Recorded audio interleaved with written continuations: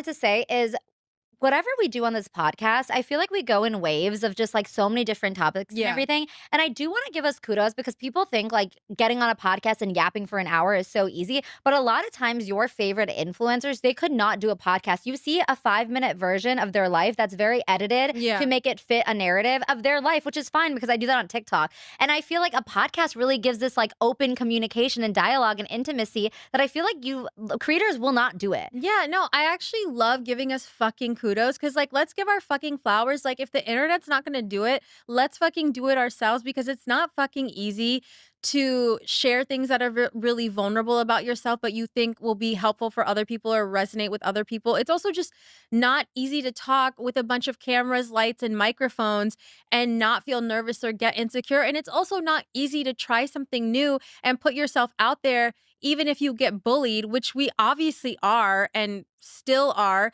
So I want to give kudos to us. And it feels like such an intimate experience sharing these stories. Yeah. Like sometimes we don't even put clips out because we're like, if you listen to the pod and you're in the inner circle, then only you know. Yeah, no, that's so true. Sometimes you have to listen to the pod to get like all the juicy details because sometimes we don't want to put like certain things for like the fair weather fans. Like we want our true fans to be here. Exactly. Okay, on the topic of dogs, can we talk about your new puppy you're getting? Yay. Because I feel like you haven't shared the story. No, okay. So I'm getting a new puppy and I'm so excited.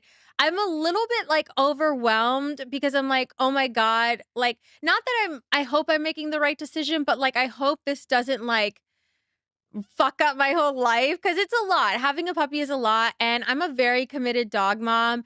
And Except when Akash comes home from a very rough weekend, did like 3-4 shows, and she goes, "Can you walk happy?" Because I'm tired. Honestly, yes, retweet. But also, Akash hasn't been doing shit for happy this week because he's been sick. Oh, so wait, also whatever, men I'll fucking being deal. sick. Men being sick, horrible. I hate men being sick. It's the worst genre of man. They're so Neho. Like I swear to God, the way this guy has been sleeping in his cocoon, like he's been hibernating. It's like you think he fucking came down with like fucking TB or something. Like girls, like this is a true story.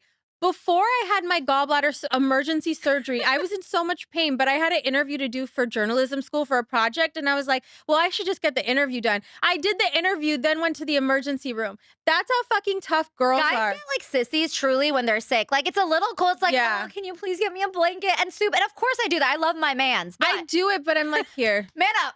Man up. Yeah, get your fucking shit together. We got to go to Mew Mew on Sunday. Yeah, we have plans, Sundays baby. are for Mew Mew. For the House of Mew Mew, the House of God. The House of Cods. No, I was gonna say, tell them what dog you're getting. Okay, so I am getting a long-haired mini dachshund, which Neho told us from our Lord and Savior's Paige and Hannah of Giggly Squad. That it is the it girl dog. I was gonna say that. I'm the one that told you that. I hate when people do that. Neho and Akash always say my fucking one-liners. You did tell me that. Yeah. She did say that they're the new it girl dog, and I'm like, not me being the new it girl. Guys, I am the it girl. I make believe I'm the it girl, and no one else may think I'm the it girl, but it's okay because I'm the it girl. I'm like when Neho was in college, everyone wants to be Shanti. Cheer that now. Everyone wants to be a main character, pod, girly host, pop, girly pop. What do you always say? You're like, I'm playing checkers while everybody's playing chess. Are you playing chess? You idiot! I'm playing chess. Oh my God, Checkers you is can butcher easier. lines all day.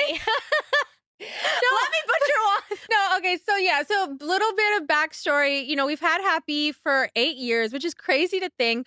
So I got him before like the pandemic puppy like craze. I've always loved dogs. I also feel like it's a Punjabi thing. I don't know if it like comes from the farmers or what, but Punjabi people love dogs. And it's funny because there's this stereotype of Indian girls being scared of dogs. Does not apply to Punjabi girls. Punjabi girls fucking love dogs, at least most of them. But then I'm shut up, bitch. Oh, that she is annoying. So, Akash wife finally addressed all of the controversy on the latest episode of their podcast that dropped today. Her and this chick, these Indian chicks who talk like Valley girls, annoying. Now, this podcast technically is taped and they just uploaded, but it's not from that long ago because she addressed them getting bullied online and everything. So it's probably like from a week ago or something. And this has been going on for a while. But I love how she's like, we're getting bullied and everything. And then continues to trash Akash because he got sick. And she has to take care of him. Is that the problem? The guy who makes all the money and giving you this platform to babble and pretend you're actually successful in doing something? Is that what you're complaining about? Oh my God! But just the lack of self-awareness. She's not self-aware. Like, do you understand your husband's career is dying? He's ducking going on his own podcast. By the way, it's a podcast that pays all the bills, literally, because he only sells tickets from stand-up because of that Flagrant podcast. He's a ducking going on it because they got to address what you've done. And his co-hosts are frustrated because Schultz wants to get off jokes and talk about it, but he can't because Akash isn't there. And I bet you when Akash gets there, he's probably going to try and lay down some ground rules like, all right, guys, you can joke about me, but not my wife. Ugh. Terrible. Although, you know, Schultz, no matter what, is going to stick in there a little joke. Schultz is going to get in a joke about Jasleen. You can best believe it. But, I mean, so she dropped this podcast today and still trashing Akash, which is amazing to me. Like, do you have any idea what you've done, lady? Do you have any clue how much you've embarrassed your husband? I won't go full Corey Holcomb. Damn. Corey might get thrown off of YouTube what he said. Oh, no, I've said something similar. But not the exact thing Corey Holcomb said.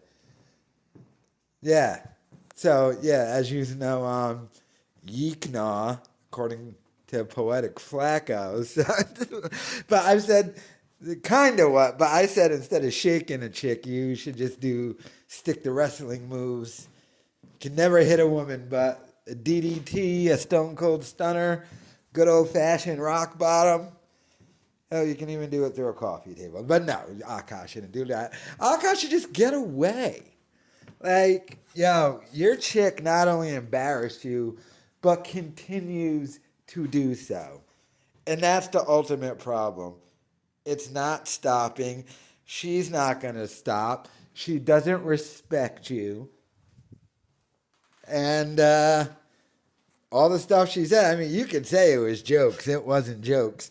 Because when you were battling people acting holier than thou, Akash, you weren't saying it was jokes. You were saying, no, my wife was a virgin when I met her. Did you? Yeah, right, dude. Yeah, right. But let me know your thoughts in the comments.